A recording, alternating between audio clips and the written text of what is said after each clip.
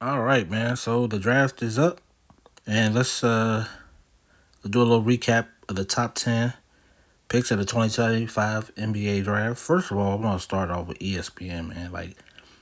I started off watching it, but I just couldn't. I couldn't do it. I couldn't take Malik Andrews, Kendrick Perkins, whatever they got going on.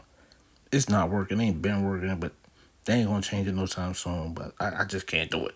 Like next year they gotta get Chuck and Shaq and Kenny and all them doing the draft. They gotta get rid of Kendrick Perkins, Malik Andrews, whatever. This experiment ain't working. But that being said, we start the draft off. Cooper Flag, number one pick going to Dallas. I mean, some people use the word generational. That doesn't make sense.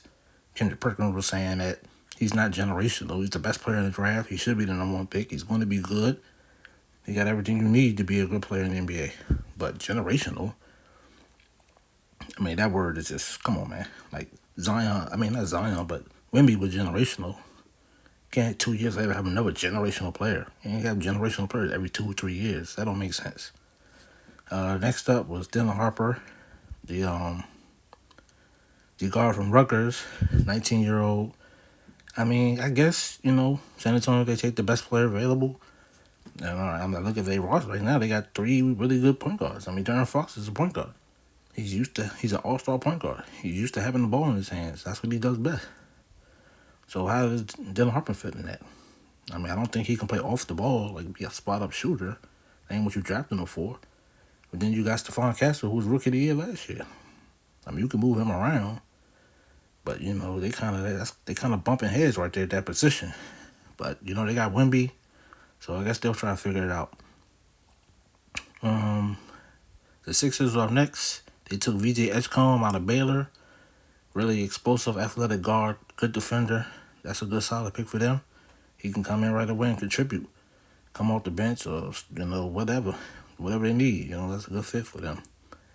And depending on his jump shot, will determine what type of player he develops into. He could be a star player if he can knock down some threes.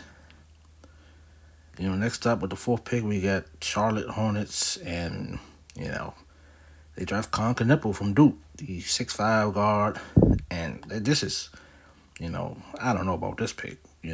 Number four, a guy like Knuppel. I mean, I hate to say it, but he's a slow, unathletic white boy. That's the stereotype, but that's what he is. He's a good shooter, but with the fourth pick in the draft, you drafting the guys that like stand in the corner, wait for somebody to pass on the ball. I don't know. Like, can he get his own shot? I don't know. Then playing with, Melo and Brandon Miller, like, where's he gonna play? Where he gonna get shots at? Like, Charlotte already got three players who averaged 20 points a game last year.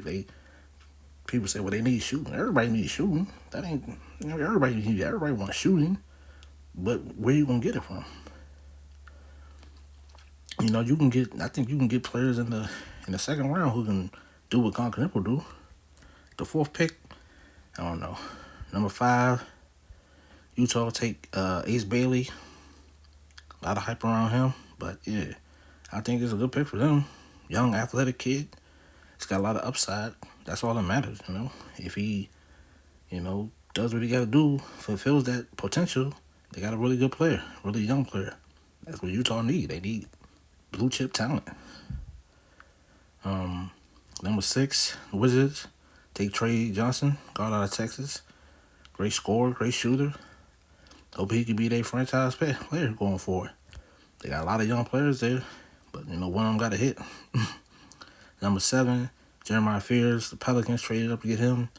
I guess they just traded Jordan Poole, and they bring in another point guard. So I don't know about that. 8 was Igor Demon. Big surprise by the Nets taking the 6'8", 6'9" point guard. Great passer, not a great shooter, not a great ball handler, not a great finisher, not a great scorer. I mean, that's like Ben Simmons all over again. But,